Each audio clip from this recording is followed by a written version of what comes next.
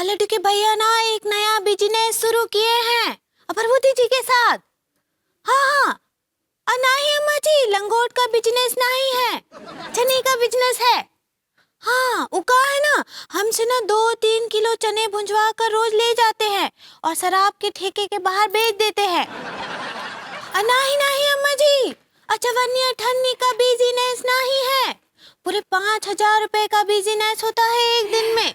अंगूरी जी, वो बिजनेस नहीं बिजनेस होता है। ऐसे ही पकड़े हैं। अम्मा जी, ओ कहा है ना, हम आपको बाद में कॉल करते हैं, अनीता जी आई हैं अभी। ठीक बा, कैसन बा अनीता जी? अंगूरी जी, मैं ठीक हूँ, लेकिन मैंने आपको डिस्टर्ब कर दिया ना, आप अम्मा जी से बात कर रहे थे। नहीं, ऐसा कोनो बात नहीं है, अम्मा जी से तो हम बाद में भी बात कर सकते हैं, बोलिए। एक्चुअली क्या है ना अंगूरी जी, मैं इतनी खुश हूँ, मैंने तो कभी सोचा भी नहीं था कि विभू और तिवारी जी मिलकर इतना अच्छा काम करेंगे। देखिए ना, हमने तो उन दोनों को हमेशा झगड़ते हुए देखा है, लेकिन दोनों ने क्या सरप्राइज किया है। ऐसे ही पकड़े हैं। कहा है ना अनीता जी कि शुरू में तो ना हमको भी बिल्कुल भी विश्वास नहीं हो रहा था, बल्कि हमको तो शक हो रहा था लड्डू के भैया पर कि इतना सारा चना भुंजवा कर पता नहीं कहाँ ले जा रहे हैं। वैसे अंगूरी जी, इन दोनों के दिमाग की ना दाद देनी चाहिए। पहले मुझे भी ये लग रहा था कि क्या वाहियात बिजनेस शुरू कर दिया विभू ने फिर से, लेकिन जब उसने मेरे हाथ में 5,000 रुपए लाकर रखे तो मुझे एहसास हुआ कि कोई ना कोई बात तो है इस बिजनेस में। हाँ, आप एकदम ठीक बोल रही हैं। नमस्ते भाभी जी। नमस्ते टिल्लू भैया। अरे वाह, आप भी यहाँ पर हैं। नमस्ते भाभी जी। और टिल्लू कैसे हो? बस जिंदा है, मेरा मतलब है ठीक ना हो भाभी जी। क्यों, क्या हुआ, बुखार आ गया क्या? हाँ भाभी जी, तनख्वाह के गम का बुखार चढ़ा है। देखो टिल्लू भैया, तुम टेंशन बिल्कुल ना ही लो। वो कहा है ना कि लड्डू के भैया और भरभूति जी ना एक नया बिजनेस शुरू किए हैं। हाँ, कौन सा बिजनेस कर बैठे हैं सेठ जी? चखने का। चखने का? हाँ, वो गली में आके वाइन शॉप नहीं है, हाँ, उसके सामने वो चखना बेचते हैं। हम कहा बोल रहे थे टिल्लू भैया, तुम भी ना उन दोनों के बिजनेस में हाथ बटाओ। माफ करना भाभी जी, एकदम सफेद झूठ बोल रहे हैं ये दोनों सेठ जी। हटिया। टिल्लू, ये क्या बक रहे हो तुम? बकना रही है, सच्ची कह रही हूँ भाभी जी। कोई बिजनेस ना खोला, बल्कि मोहल्ले का माहौल खराब कर रखा है। अपने ये दोनों सेठ जी और इनका दोस्त, क्या नाम है कमबख्त मारेगा, हाँ, प्रेम चौधरी, ये तीनों सुबह से रात तक चौक पे बैठ के जुआ खेले हैं, जुआ अभी भी खेल रहे हैं। हाँ, मैं खुद देख के आ रही हूँ। और अगर तुम्हारा बात झूठ निकला तो भाभी जी, आपका जूता हमारा सर।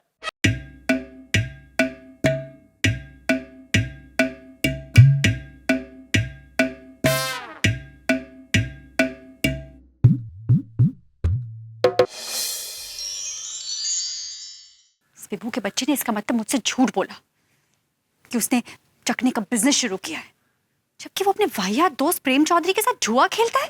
अदिया, लड्डू के भैया तो हमको झूठ बोले कि ये चना बेचते हैं, ये तो जाके हुआ सबके साथ जुआ खेल रहे हैं।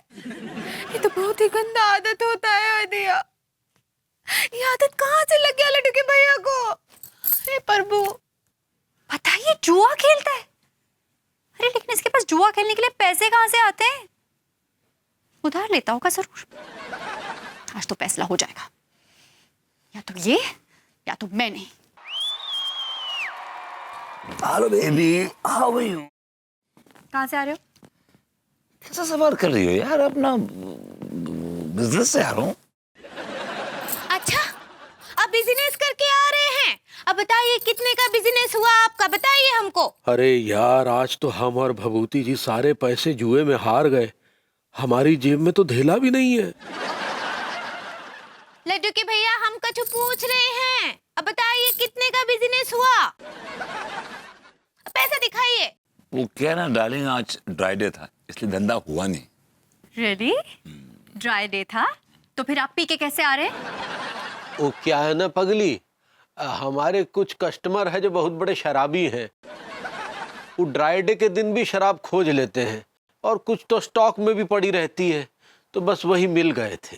उन्होंने हमें मुफ्त में पैक लगवा दिया और हमने उन्हें मुफ्त में चखना खिला दिया।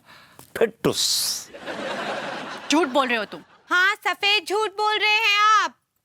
जुआ खेलते हैं आप। ये क्या कह रही हो पगली? तुम्हें ज्यादा एक्टिंग करने की जरूरत नहीं मेरे सामने। तुम्हारी और तिवारी जी की पोल खुल चुकी है। तुम वो प्रेम चौधरी के साथ जाकर दोनों जुआ खेलते हो। तुम्हें किसने कहा? उससे आपका क्या मतलब है? ये खबर जरूर उस कमबख्त टिल्लू ने दी होगी। उसको हमने जुए के पैसे नहीं दिए इसलिए आकर चुगली कर दी। बहुत हो गया, पानी सर से ऊपर चला गया है।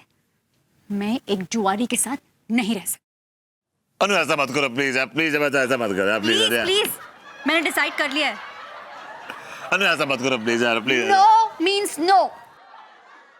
तो तुम हमें ऐसे छोड़कर नहीं जा सकती। आपने हमारे विश्वास को तोड़ा है लड्डू के भैया। हम आपका पूजा करते थे, पूजा।